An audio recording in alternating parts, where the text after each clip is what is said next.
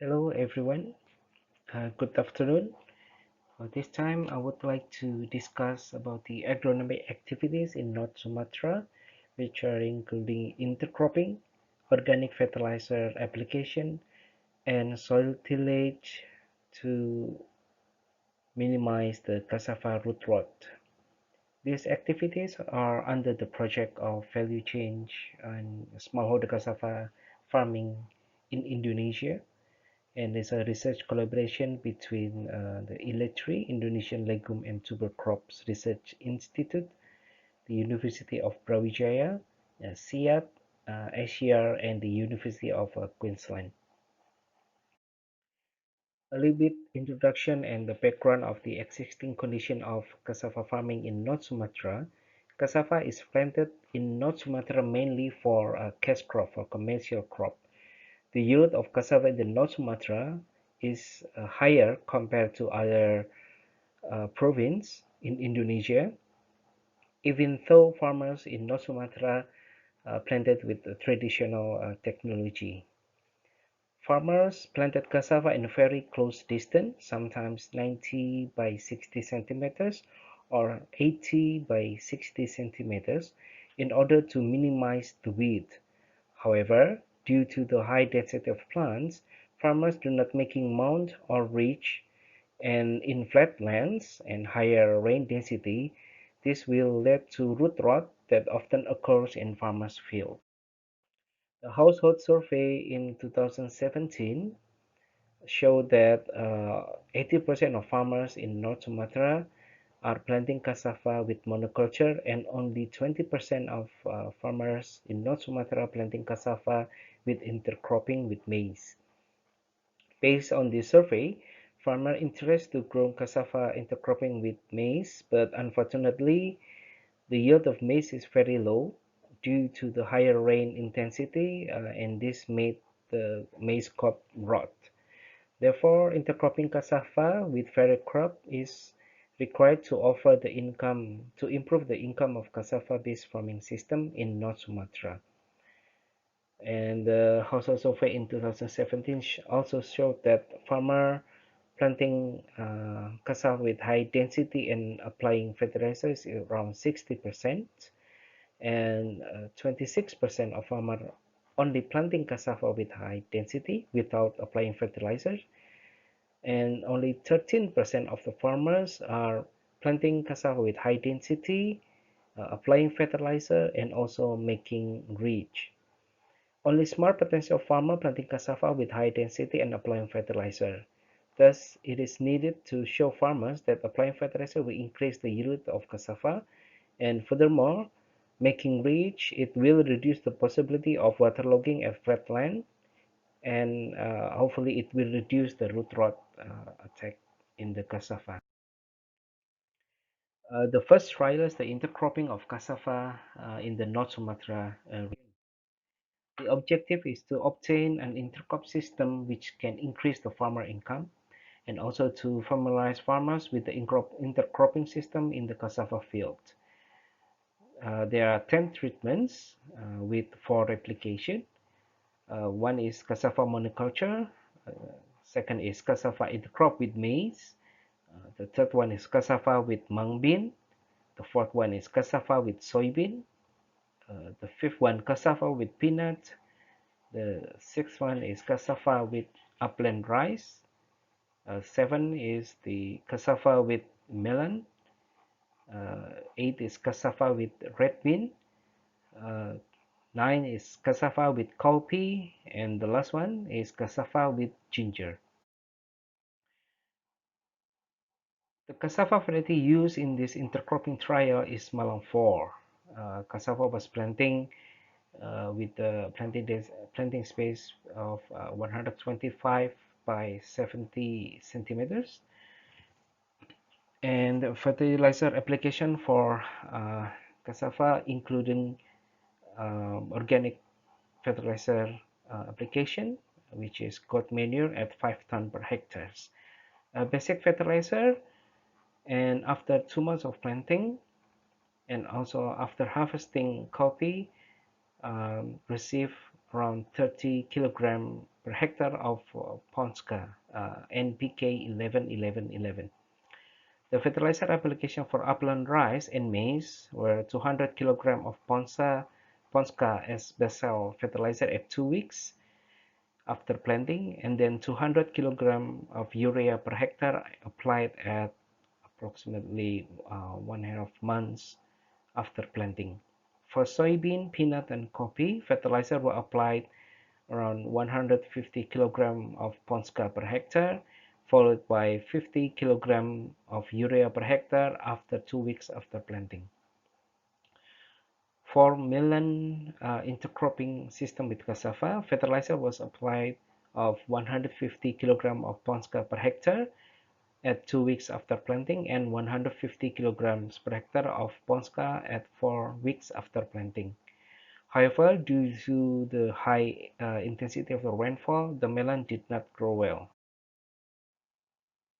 The second experiment is the application of organic fertilizer and soil tillage to minimize the cassava root rot. This experiment was conducted in the Tanjung Pinggir and Sipayung district and used the Malaysia variety. In Sibisa district, there are also 2 sites that were experimenting the organic fertilizer application and soil tillage, but use Malang 4 and Roti variety. And the design for the experiment is split plot design with 4 application. The main plots are application of organic fertilizer in goat manure, and the subplot are 3 soil tillage, which are the mound, ridges, and flatbed. These are the performance of from the trials. So the Malang 4 are free from the root rot, but the Malaysia variety, the local variety, are infested by root rot. These are the result of cassava under fertilizer trials in North Sumatra. So here we tested 5 different treatment of fertilizer. You see the combination of urea, superphosphate 36, and potassium chloride. And as we can see here, the third combination, so 45 kilogram per hectare of N from urea, 45 kilogram per hectare of phosphate from superphosphate 36, and 115 of kilogram per hectare of potassium from the potassium chloride showed the highest yield compared to the other treatment. And these are the result of the intercropping trial that was been done in 2019. So the yield of the cassava, I'm sorry, these are the yield of the associated crop in the cassava intercropping here. As you can see, the ginger is average show the highest yield compared to the other crops. Maize only achieve about in average 3.7 ton per hectare, but ginger can get about 4.9 ton per hectare. And how about the cassava yield under the intercropping? Uh, the cassava yield in monoculture average around 40 ton per hectare. The closest is the cassava with mung bean is around 38 ton per hectare, and cassava with red bean is around 38, also around 38 ton per hectare. The cassava, intercropping cassava with melon show the similar yield with the cassava monoculture, about 40 ton per hectare, mainly due to the melon did not grow so well, so the cassava almost like monoculture. And these are the gross income. If we calculated the income from the cassava and then the income from the intercrop uh, plants. So as we can see here, the cassava monoculture with the yield around 40 ton per hectare, the gross income is around 40 million and 270,000 rupiahs per hectare, with the price of fresh tuber at 1,000 rupiah per kg. And if we look at the intercrop, uh, other intercrops, it seems that cassava with ginger will result in the highest gross income, around 62 million of Indonesian rupiah for the gross income. And this mainly due to the high price for ginger, and it contribute to the high gross income. These are the results from the experiment on organic fertilizers and soil tillage treatment to minimize the root rot. So as we can see here, with or without manure, in the flat area, in the flat with the flatbed treatment, the yield of cassava is low. So without manure, it's around 37 ton per hectare. With manure, around 42 ton per hectare. And when we also see that if we making mound and or ridge, it seems to improve the yield of the cassava. So with manure and ridge, the yield of cassava can get up until 60 ton per hectare. So it seems that uh, making soil tillage will improve the yield of the cassava. And these are also the yield of the organic fertilizer trial and soil tillage, but in other areas also give the same results, that making the soil tillage in the form of mound or ridge will improve the yield of the cassava. And these are still the same trend, that with manure and soil tillage seems to improve the yield of the cassava, with almost 20 ton per hectare difference compared to the control.